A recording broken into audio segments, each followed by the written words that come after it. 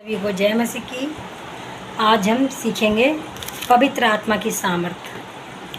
तो आइए हम प्रार्थना में चलते हैं। धन्यवाद करते हैं प्रभु जी, जितने लोग वीडियो देख रहे हैं, नामो नाम आशीष देना। आज का वचन सभी के लिए आशीष का कारण होने पाए पिता, 100 गुना प्रतिफल लेकर आने पाए पिता।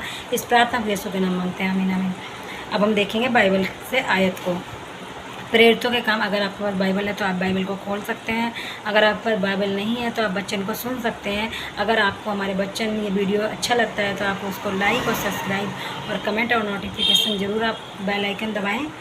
और आगे का जो भी डालेंगे तो प्रभु आपसे ज़रूर बात करेगा। मैं विश्वास करती हूँ कि प्रभु आपसे बात करता है, क्योंकि वो सामर्थी परमेश्वर है, वो विराट परमेश्वर, विशाल परमेश्वर है, अद्भुत परमेश्वर है और लोगों के जीवन में वो अद्भुत रीति से काम करता है। तो हम देखेंगे प्रेरितों के कार्य, उसका पहले अध्याय का 8वां वचन हम देखेंगे। परंतु जब पवित्र आत्मा तुम पर आएगा तब तुम सामर्थ पाओगे और यरूशलेम और सारे यहूदिया और सारे समरिया में, यहाँ तक कि पृथ्वी के छोर तक तुम मेरे साक्षी हो गए। आमीन हालेलुया। प्रभु का वचन कहता है कि तुम मेरे गवाह होगे, इस छोर से अंत तक तुम मेरे गवाह ठहरोगे। प्रभु ने हमें गवाह भी ठहराया। प्रभु का वचन कहता है कि जब पवित्र आत्मा तुम पर आएगा तो क्या है, तो तुम सामर्थ पाओगे। हम सामर्थ पाए हुए लोग हैं। जैसे लोग कहते हैं पवित्र आत्मा को हमको हल्के में नहीं लेना है, वो पवित्र आत्मा पूरा एक व्यक्ति है। और परमेश्वर का वचन कहता है कि हमें पवित्र आत्मा की हम पर क्या है, छाप लगी हुई है, हम मोल लिए गए हैं, प्रभु ने हमें लहू से खरीद लिया है। तो हमें क्या है, अपने जीवन में पवित्र आत्मा को अहमियत देनी चाहिए। हम जैसे शरीर में हम क्या है, अपने शरीर को किस चीज़ के भोजन देते हैं, रोटी का भोजन देते हैं, खाना खाते हैं। शरीर में ग्रोथ पाने के लिए हम क्या है, रोटी को खाते हैं। ऐसे ही आत्मिक जीवन में बढ़ने के लिए हमें क्या है, पवित्र आत्मा की भूख जो है, पवित्र आत्मा की भूख है वचन। हम जितना वचन को खाएंगे, खाना ये है, जितना वचन को हम पढ़ेंगे, जितना मनन करेंगे, जितना वचन पे चलेंगे, पवित्र आत्मा बढ़ता और बढ़ता चला जाएगा। क्योंकि पवित्र आत्मा सामर्थ्य रूप से काम करता है। जब हम किसी के घर में जाते हैं, क्या है, उस घर का कल्याण होता है। अगर हम किसी को आशीष बोलते हैं, प्रभु ने आशीष का बारिश हमें बनाया है, तो दूसरों के लिए भी हमें आशीष का कारण होना चाहिए और दूसरों को भी हमें आशीष ही देनी चाहिए। हमारे मुंह से आशीष की बातें निकले, ना कि निगेटिव बातें। पॉजिटिव बातें बोलनी है। अगर कहीं पे गलत लग रहा है तो उसको भी पॉजिटिव बोलना है। अच्छा अंगीकार करो तो आपके जीवन में सब कुछ अच्छा होगा। तो पवित्र आत्मा हमें क्या है, गाइड करता है। अगर हम गलत करते हैं तो क्या पवित्र आत्मा कहता है नहीं, ये नहीं करना है। अगर कोई झूठ बोल रहा है तो झूठ नहीं बोलना है, क्योंकि पवित्र आत्मा में मिला है। पवित्र आत्मा में सहायक है। और अगर हम झूठ बोलते हैं, वो हमसे कहता है कि झूठ नहीं बोलना, क्योंकि झूठ का पिता कौन है, शैतान है। और झूठ नहीं बोलना है, सच बोलना है, क्योंकि हम परमेश्वर के लोग हैं। परमेश्वर के लोग सच बोलते हैं और जगह जगह छोर छोर तक हम उनके गवाह हैं, परमेश्वर के गवाह हैं। क्योंकि परमेश्वर अथाह प्रेम करता है। पर पिता, पुत्र, पवित्र आत्मा तीनों एक है, त्रिएक परमेश्वर एक है। तो क्या है, हमें आत्मिक जीवन में बढ़ने के लिए हमें भोजन जो है, वचन, उसको खाना बहुत ज़रूरी है, पढ़ना बहुत ज़रूरी है। पवित्र आत्मा में सामर्थ्य पाना बहुत ज़रूरी है। जब हम इसको पढ़ेंगे, हम सामर्थ्य बनते चले जाएंगे। आमीन हालेलुया। अगर आप प्रभु के चरणों में बैठ कर देखिए, अगर हम 3 घंटा टीवी में बिता सकते हैं तो हमें क्या मिलेगा, सिर्फ एक वो मनोरंजन की चीज़ है। अगर हम 3 घंटे प्रभु के चरणों में बैठेंगे तो प्रभु हमें सामर्थ्य भरेगा, अभिषेक करेगा और परमेश्वर हमें अद्भुत रीति से इस्तेमाल करेगा। प्रभु के चरणों में बैठिए, कितनी शांति मिलेगी। परमेश्वर के चरणों में तो बैठिए, बड़े बड़े छुटकारे, बड़े बड़े मिराकल होने शुरू हो जाएंगे। अद्भुत काम परमेश्वर आपके परिवार, आपके जीवनों में करने लगेगा।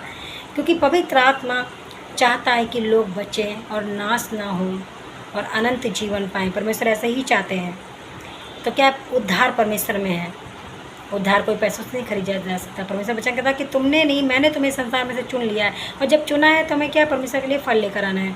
और फलों से ही हम जाने जाएंगे। हमारे अंदर परमेश्वर का प्रेम होना है।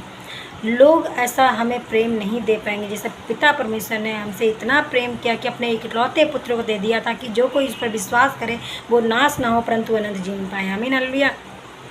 हमारे लिए, हमारे पापों के लिए वो बलिदान हो गया, वो क्रूस पे बलिदान हो गया। उसने हमारे गुनाहों पापों को अपने ऊपर उठा लिया ताकि हम बचाए जाएं, हम उद्धार पाएँ, हम छुटकारा पाएँ। और परमेश्वर का क्या है, पवित्र आत्मा जो है हमारे साथ रहता है, उसको शोकित ना करें, अपने जीवन में ऐसा कोई भी काम ना करें। पवित्र आत्मा से कहें कि मैं आपके प्रति कभी भी कोई गलती ना करने पाऊँ, आप हमें गाइड करें, क्या सही है क्या गलत है।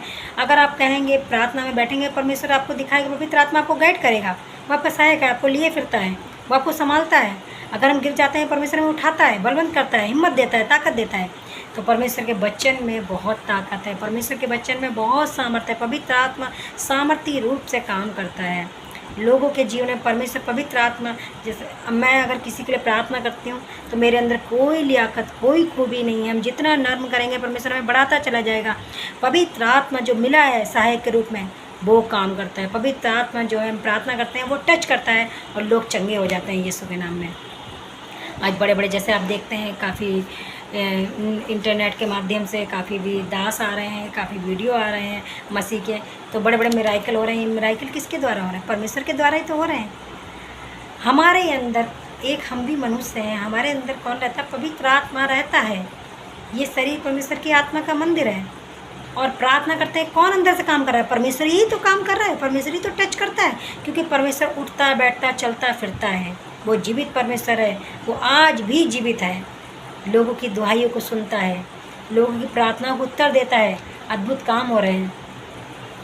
अभी एक हफ्ते की गवाही आपको बताना चाहूँगी। एक बहन के ब्रेस्ट में गांठ हो गई थी और लोग यही बोल रहे थे कि जो है उसका दिखाना पड़ेगा, टेस्ट होगा।